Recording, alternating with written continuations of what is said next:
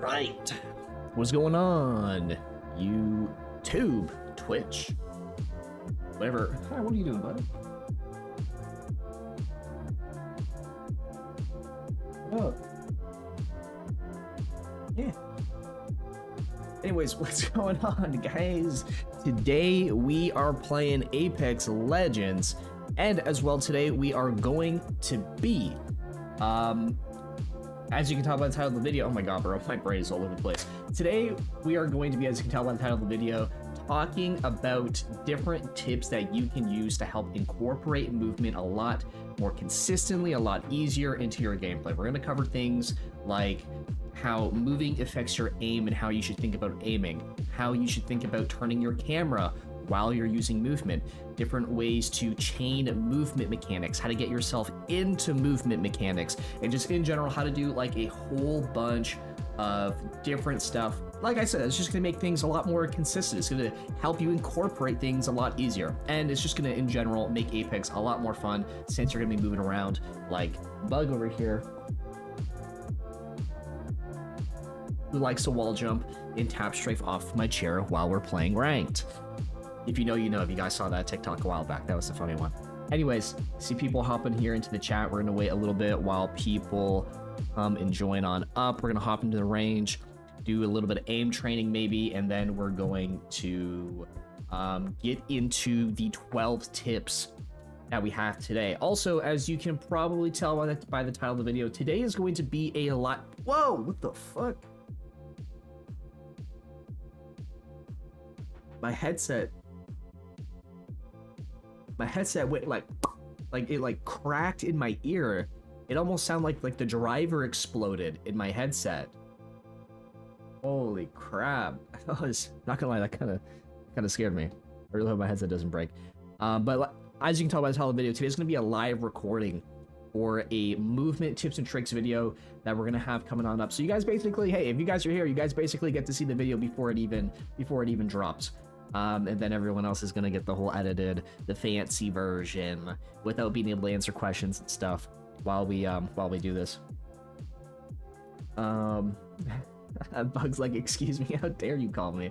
Yeah, she's a sassy one. Isn't that right, Bug? You're sassy, huh?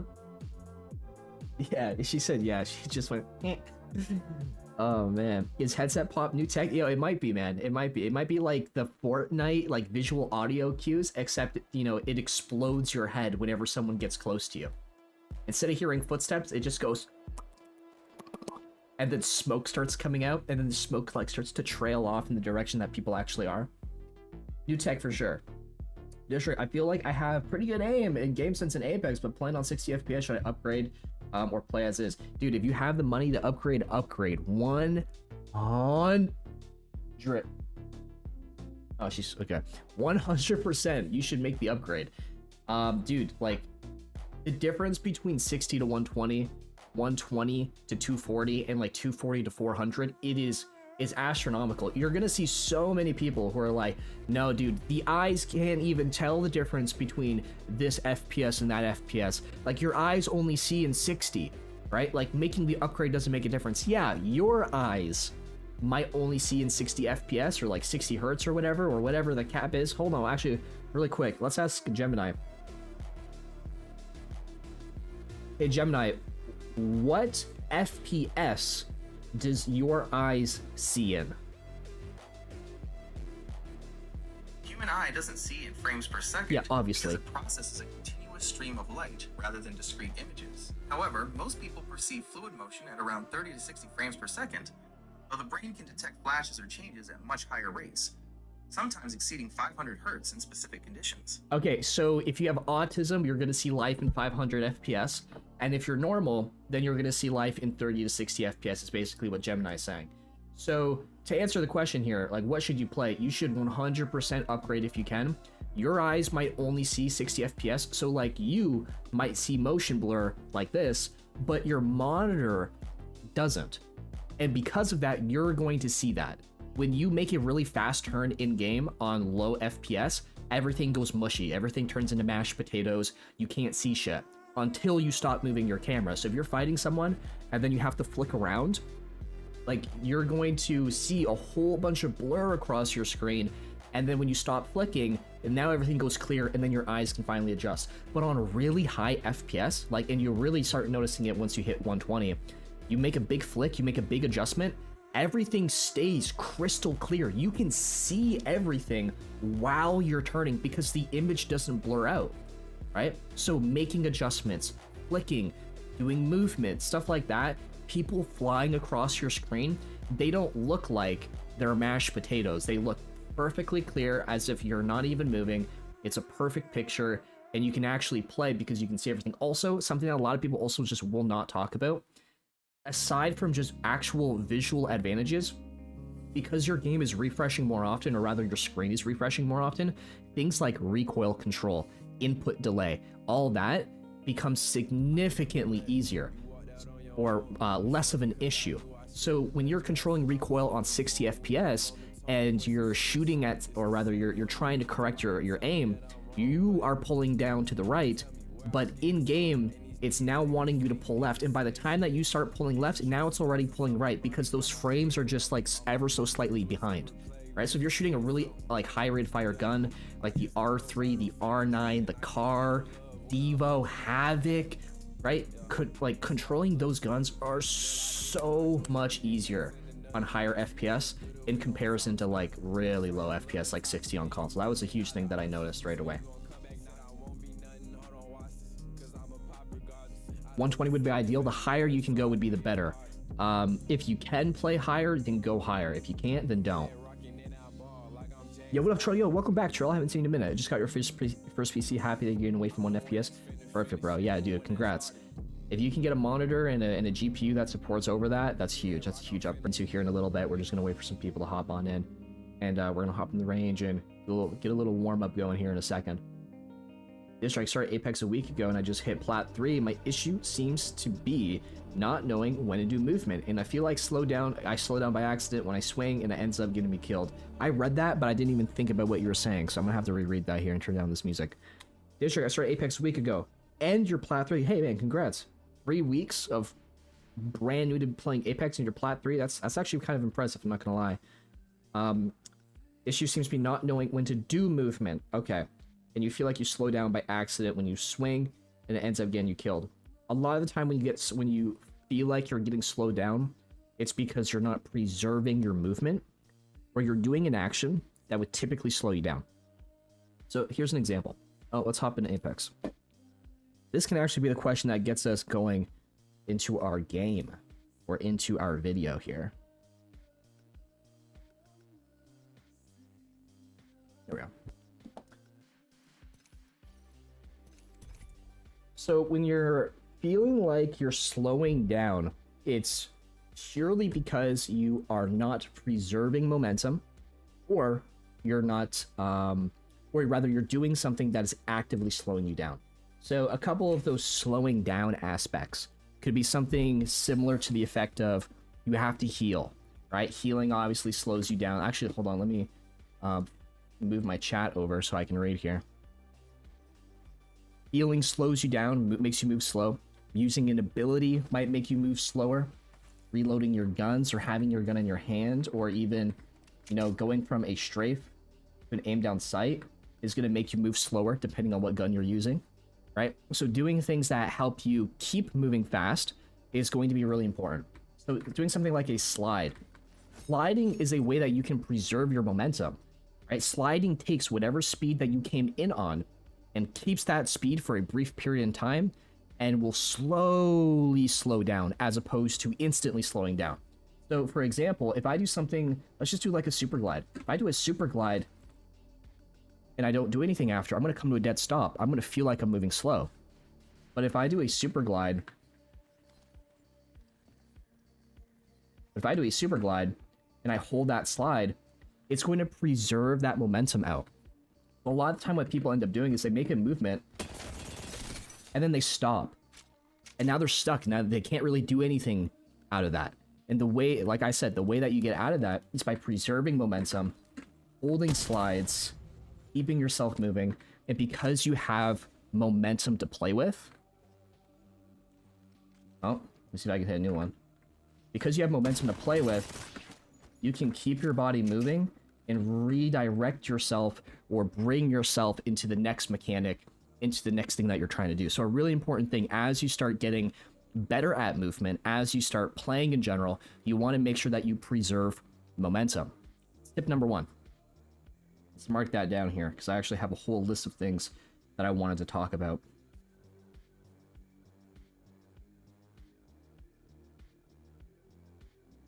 Now, the next thing is going to be, since we're on the topic of momentum, the next thing is going to be generating momentum.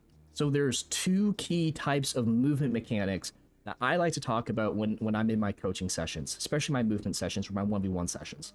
One is momentum keeping mechanics. So we just talked about slides. Slides maintain momentum. They keep it.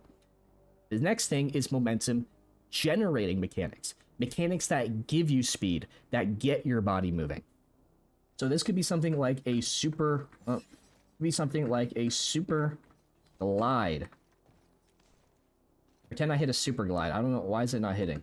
A super glide, or a mantle boost, or it could be a wall jump. If I'm at a standstill right here, and I do a fatigue wall jump, that gave me momentum, that pushed me forward. I can do something like a wall.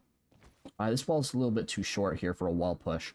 I can do something like a wall push and push myself back and get myself into that slide. A slide jump also generates and gives you momentum. Running gives you momentum. So the next thing that you're going to want to start doing more is to get your body moving, to not just feel like a slow potato or like someone who's stuck in mud all the time. You're just constantly running at like a walking speed while you're shooting. Is you want to give yourself momentum so that you can preserve it to keep yourself moving fast while you're taking your fights. So as you start playing more, you want to start looking and paying attention more to your environment. When you're taking and you're sliding into this gunfight, what is around you currently that you can use to give yourself momentum? Well, right now I have this box right next to me, so what I might be able to do here is, as I'm playing, I can play close to this box so that when I get that break, I can push up with a super glide. That's going to give me momentum. I can keep that momentum and preserve it with my slides. I have a... I'm new. What are you doing? Oh, I'm new. Are you bugging bug? You crazy? Alright, I love you. You also have walls maybe next to you. So as you're fighting, you might even use a punch boost. Let's see, can I get a punch boost off? You might use a punch boost to punch yourself and give yourself momentum. You might use a wall jump since you're right here. So I might shoot and then wall jump to give myself momentum. I have a zip line right next to me. So as I'm fighting, I could use a zip line to grab and then jump, or I could crouch off the zip line. A lot of people don't know that this is a way that you can actually use zip lines instead of grabbing and jumping, which pushes you away and up ever so slightly. Oh, hold on. Where's my camera? There's my camera. Instead of using a zip line and grabbing and then jumping, that pushes you away and up. You can actually use a zip line and push you down and away into the ground by crouching off of it. You can also take a fight and then super jump off of a zip line as well. So there's so many mechanics in this game that give you momentum. As you start getting better as a player, you start taking gunfights, you want to look at what is around you, what type of mechanics, whether it be environmental mechanics like zip lines or ledges, or what kind of natural body mechanics like slide jumps, instant slides, advanced slides, or it can also be ledge mechanics like phase boosting. Like, hold on here. Oh, I don't have the leveled up the phase here. Like an octane stem, a phase double jump, a fused knuckle cluster jump, a rev pounce, right? What are you going to use to push in? Then you can use that last tip to preserve your momentum to keep fighting. And then what are you going to use to push out? Really, really important. Now, another thing too is starting to like chain mechanics, going from one thing into the next. As I start getting... Baby girl. I know. You're so horny. You're so horny because you're in heat. Oh my gosh. As you start getting better at performing mechanics, you're going to want to start chaining them from one into the next. You might start doing things like going from a super glide into a wall jump, into just punched my phone, into a bunny hop. You use that bunny hop and you bring yourself on over all the way over here to a super jump, right? And then you super jump and you combine a tap strafe into your super jump. So now we're mixing mechanics together. One of the first ways that you can start mixing mechanics together is by bunny hopping, which on its own is already a very powerful tool in your mechanics arsenal. Bunny hopping is when you crouch and you jump every time you hit the ground, and by doing that you actually preserve the slide that you entered in on. So for example, if I do something like a super glide, let's see if I can get this here before my face wants off. Nope, maybe not. If you do something like a super glide and you give yourself a whole bunch of momentum, a whole bunch of speed, it's eventually going to wear off if you use the slide. But if you enter that super glide and you use a bunny hop afterwards, oh man, why am I not hitting my super glides right now? You hit a super glide. Let's just pretend I hit a super glide, right? And then you start bunny until you stop bunny hopping. So basically what you can start doing to start chaining mechanics, if the mechanic that you're trying to enter is too far from the mechanic that you're currently inputting, you can use a bunny hop to preserve yourself leading into that next mechanic. So a really good example could be something similar to the effect of, as I push over here, I'm trying to wall jump over here. So I'm going to bunny hop to preserve that and get myself over here. Pushing in. There we go. And that leads me into my next mechanic.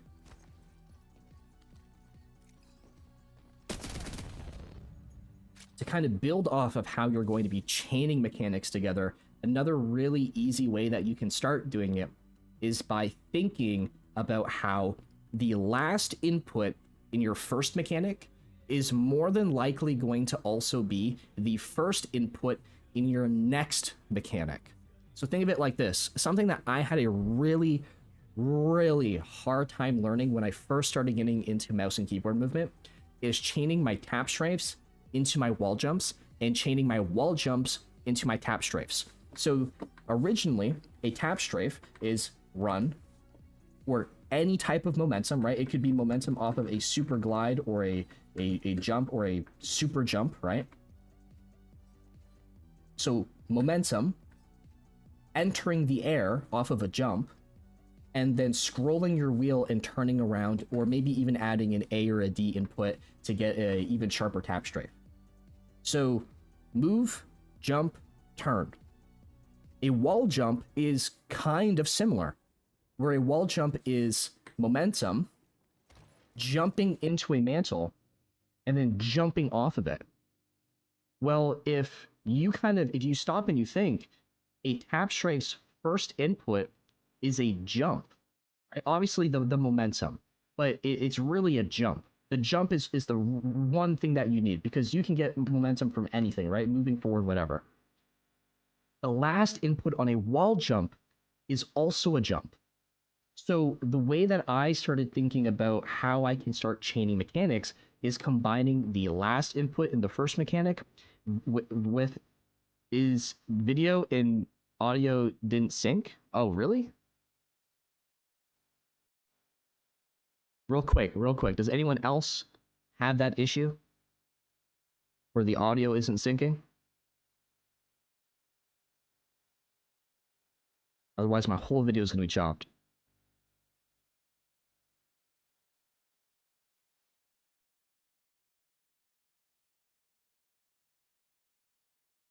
Trill says he's good. Okay, if Trill says he's good, then I'm going to assume that it's good. So basically, combining the first, or rather, combining the last input from the first movement and then the first input in the last movement. So when I go for a wall jump, the last input is a jump. When I go for a tap strafe, when I go for a tap strafe, the first input is a jump. So what I can do here is just think to myself, the jump on a wall jump is going to be the exact same thing as the jump on my tap strafe. Jump, tap strafe. Jump for the wall jump, jump for the tap strafe. And then you take that, and then you can also like reverse it, and then you can also do something to this, similar to the effect of, you know, the jump for my tap strafe is also going to be the jump that I use to get myself into that mantle. So again, first input, or rather, again, the last input is your first input. Jump into the mantle, jump out of it. And then you can start using this to combine those mechanics together.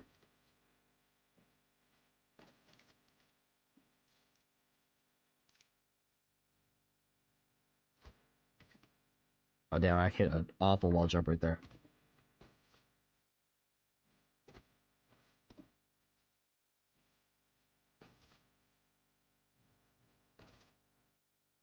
Same thing if you come on over to a zip line, right? If you do something like a super jump is an interact double jump. Interact double jump. Oh, that didn't work for some reason. Interact double jump. Interact double jump. So if an interact double jump has the last input or first input of a tap strafe, a jump, what I can do is I can interact jump, but jump and tap strafe out of that. Same thing with super glides. With a super glide, you can super glide, which is a crouch jump off of a mantle. And if jumping is the last input, right? Jumping is also the first input of your tap strafe. You can use that jump on your spacebar as the jump that you would use for your tap strafe input. So that's another really easy way that you can start thinking about how your movement is going to start transitioning over into your movement combinations or your movement chains.